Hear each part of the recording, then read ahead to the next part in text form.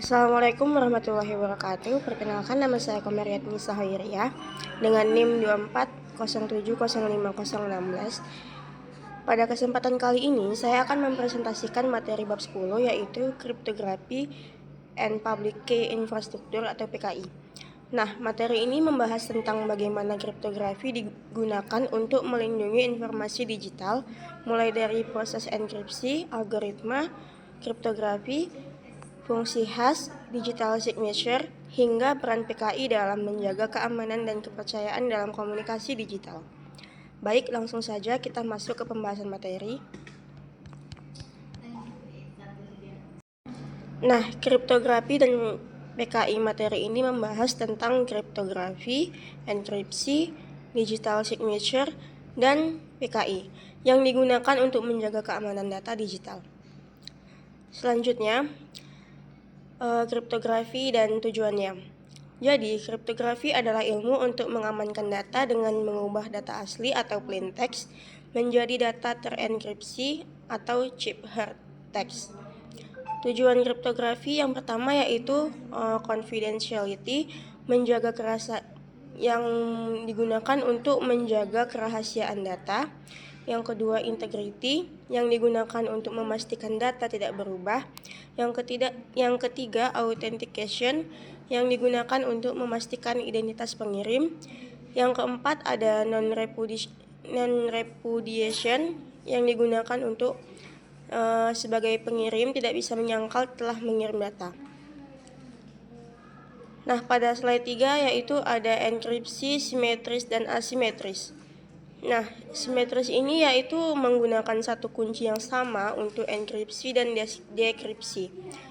Dia tuh prosesnya itu cepat tetapi sulit dalam distribusi kunci.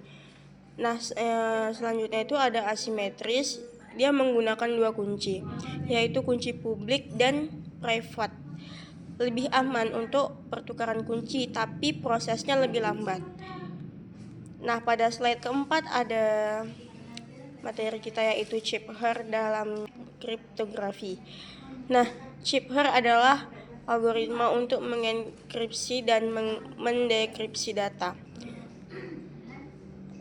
Ada beberapa jenisnya, yang pertama yaitu classical cipher seperti Caesar cipher, yang kedua modern cipher seperti AES dan RSA, yang ketiga ada block cipher yaitu mengenkripsi data per blok, yang keempat ada stream cipher yang digunakan untuk mengenkripsi data secara terus-menerus. Selanjutnya pada slide kelima ada DES dan AES. DES adalah algoritma lama dengan kunci 56 bit dan sekarang sudah tidak aman lagi digunakan. Sedangkan AES adalah standar enkripsi modern dengan kunci 128, 192, atau 256 bit yang lebih cepat dan aman. Nah, selanjutnya pada slide 6 ada RC4, RC5, dan RC6. Ketiganya merupakan algoritma dari RSA Security. RC4 itu dianya cepat tetapi sudah tidak direkomendasikan lagi. Nah, RC5 itu fleksibel dan dapat dikustomisasi kan. Yang RC6 itu dia lebih kuat dan pernah menjadi kandidat AES. Nah, pada pembahasan selanjutnya yaitu ada DSA dan RSA. Nah, DSA ini digunakan khusus untuk tanda tangan digital. RSA dapat digunakan untuk enkripsi sekaligus tanda tangan digital dan banyak digunakan pada internet serta HTTPS. Nah, selanjutnya kita masuk pada fungsi khas. Fungsi khas digunakan untuk memverifikasi integritas data. Yang pertama itu ada MD5 dan SA-1 sudah tidak direkomendasikan lagi. Yang kedua ada SA-2 dan SA-3 masih aman digunakan. Yang ketiga ada HMAC digunakan untuk autentikasi dan integritas data. Selanjutnya ada kriptografi tools. Ada beberapa contoh alat kriptografi. Yang pertama itu ada hash calculator untuk mengecek integritas file. Yang kedua ada Xcrypt dan CryptoForge untuk mengenkripsi file. Nah, perbedaannya itu kalau hash dia tidak bisa dikembalikan ke bentuk asli, sedangkan enkripsi bisa dikembalikan dengan kunci yang benar. Selanjutnya pada slide 10 yaitu membahas tentang digital signature.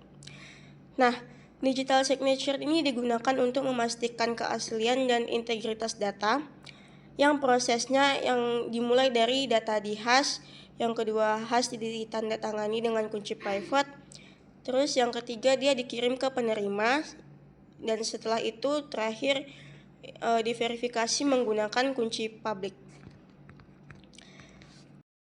Selanjutnya pada slide 11 ada Public Key Infrastructure atau PKI. Nah, PKI adalah sistem yang mengelola sertifikat digital. Nah, komponen utamanya itu ada CA yang menerbitkan sertifikat, yang kedua ada RA memverifikasi identitas, yang ketiga ada VA yang mengecek status sertifikat, selanjutnya ada CRL yaitu daftar sertifikat yang dicabut.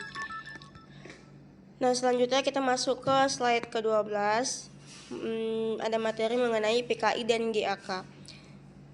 Nah, PKI ini digunakan di perbankan, e-commerce, kesehatan, dan pemerintahan. GAK atau Government Access to Keys adalah konsep pemberian akses kunci kepada pemerintah untuk kebutuhan penyelidikan, namun masih menjadi perdebatan karena dapat mengurangi keamanan. Nah, selanjutnya yaitu perkembangan kriptografi. Sekarang sudah ada perkembangan terbaru. Yang pertama yaitu ICC, keamanan tinggi dengan kunci lebih kecil. Yang kedua ada blockchain yang menggunakan hash dan digital signature. Yang ketiga ada post quantum cryptography yang dirancang menghadapi komputer kuantum di masa depan. Nah, selanjutnya itu ada ringkasan. Jadi, kriptografi ini melindungi data digital, dan enkripsi terdiri dari simetris dan asimetris. AES merupakan standar enkripsi modern. RSA dan DSA digunakan untuk keamanan kunci publik. Digital signature menjamin keaslian data, dan PKI mengelola sertifikat digital, dan kriptografi terus berkembang untuk menghadapi tantangan teknologi baru. Baik, demikian presentasi yang dapat saya sampaikan mengenai kriptografi dan Public Key Infrastructure atau PKI. Dari materi yang telah dibahas, dapat disimpulkan bahwa kriptografi berperan penting dalam menjaga kerahasiaan, integritas, autentikasi, dan keaslian data di era digital. Selain itu, PKI menjadi fondasi utama dalam membangun kepercayaan dan keamanan pada berbagai layanan digital seperti perbankan, e-commerce, dan pemerintahan. Semoga materi yang saya sampaikan dapat menambah pemahaman kita tentang pentingnya keamanan informasi dalam kehidupan sehari-hari. Saya ucapkan terima kasih. Wassalamualaikum warahmatullahi wabarakatuh.